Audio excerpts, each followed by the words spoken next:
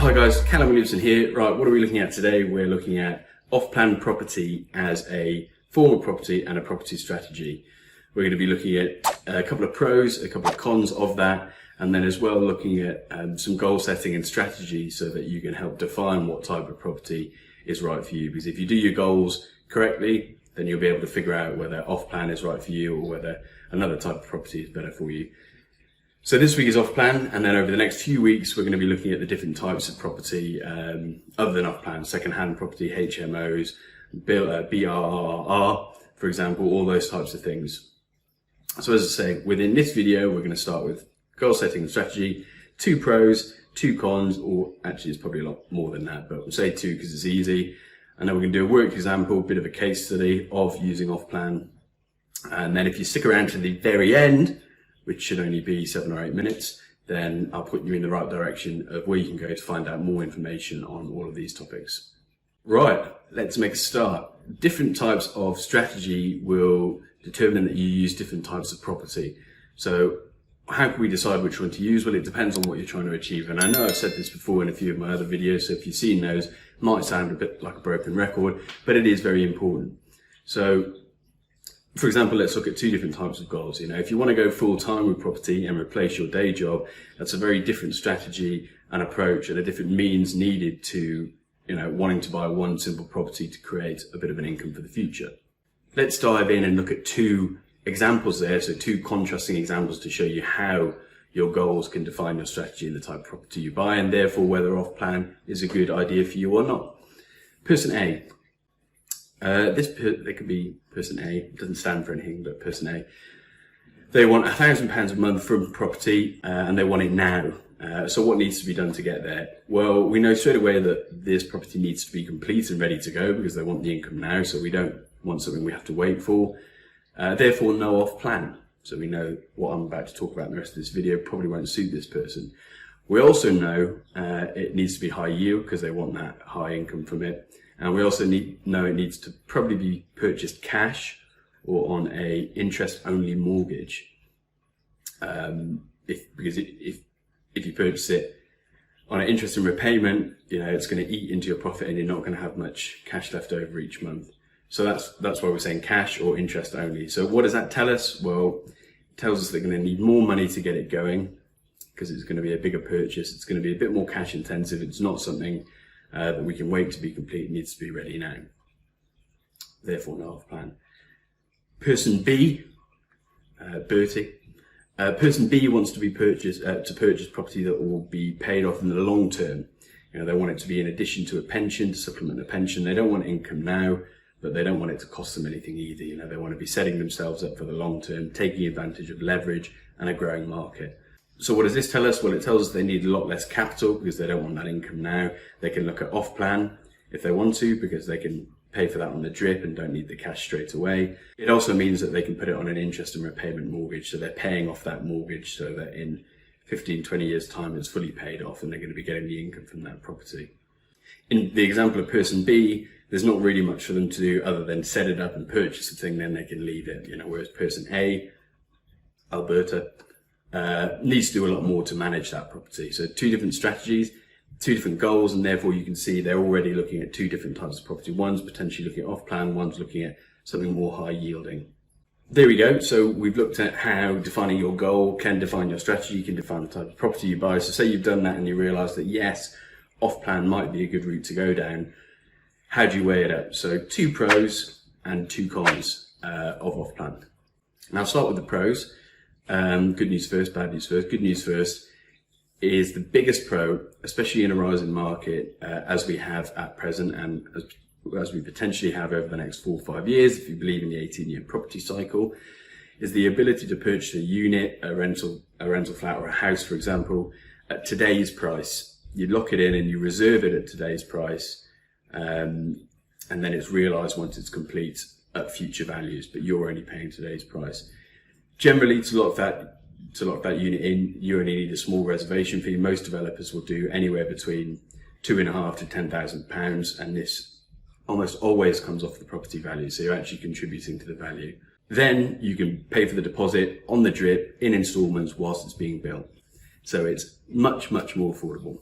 So those are some of the features. What are the benefits of that to you? You know, what's in it for me? How does that benefit me? Well, it's a lot less cash intensive. You don't need 30% up front for the deposit plus setup costs. You know, £30,000 on a £100,000 property, £60,000 on a £200,000 property. You can get going with a lot less. A reservation fee, and then you can pay for it quarterly or monthly or even yearly, depending on how long it takes to be built. It's lower risk. You don't use all your cash at once, and there's an opportunity cost there as well. Could you have that cash working harder for you elsewhere? Stocks and shares, for example, as part of the balanced portfolio. Let's look at a worked example then. How does that translate into facts and figures? So let's say you buy now for £100,000. So you buy somewhere, you know, in a good rising market, Nottingham, Manchester, Leeds, these sorts of places. You buy it off plan. It's 24 months to go.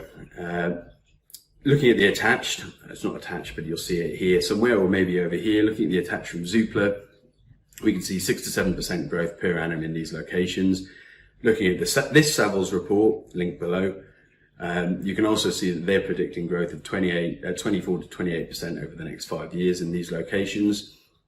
Therefore, let's take an average and look at growth of 5 to 6% per annum in each of those locations. Over 24 months, that gives 10 to 12%. What does that mean for your property? Well, it means the property that you paid £100,000 for, which you actually reserved with a £2,500 reservation fee and then paid for slowly over the 24 months, is now worth £110,000. So you've already made GBP 10,000 on that property, and it's not cost you money up front to do that. So you've gained and you paid for it on the trip. An example of how you might pay for them whilst it's being built is your initial reservation fee. Then it can either be 10% and 10%, or it can be broken down as quarterly, or even further as monthly. For example, some developers will let you do £1,200 a month. Others, it'll be quarterly at £5,000 a quarter, for example. It's about finding the right developer. There you go. Those are your pros. Now we're going to look at 2 cons. We're actually looking at more than 2. I'm going to go through all of them just so you've got a full and clear picture. I think the main and the biggest one is that there's a lot of developers out there. So how do you know who to trust and who to work with your hard-earned money? That's the biggest question, I feel. If you get this right, then the rest will follow. Some of the things you need to look for when you're assessing a developer, I would say, a track record. Have they got a completed portfolio of stock on time? If they haven't, then that's probably a red flag, isn't it? If they're always delayed, that's probably a red flag, isn't it? So these are some of the things you need to look at. Do your research on them.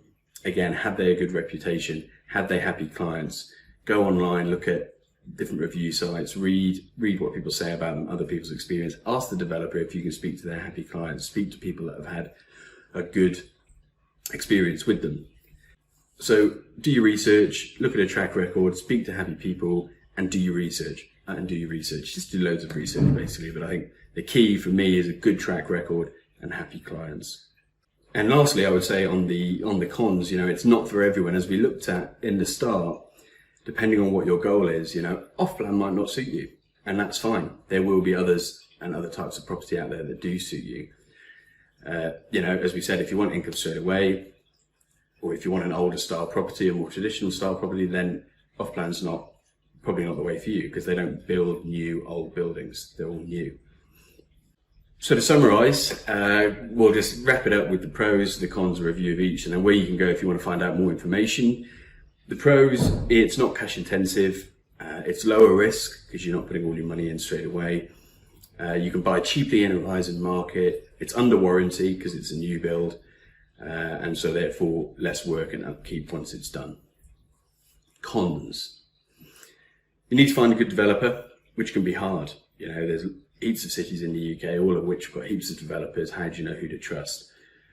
It takes time. So do your research and find out about these developers. A bad developer could leave you out of pocket and with a half-built property or not a property at all.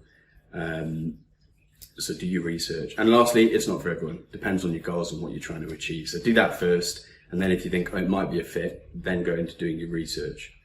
Where can you find more information? If you want to find out a bit more info on that, you can go onto our YouTube channel. On our YouTube channel, there's a talk we did with a Birmingham-based Midlands developer a couple of weeks ago.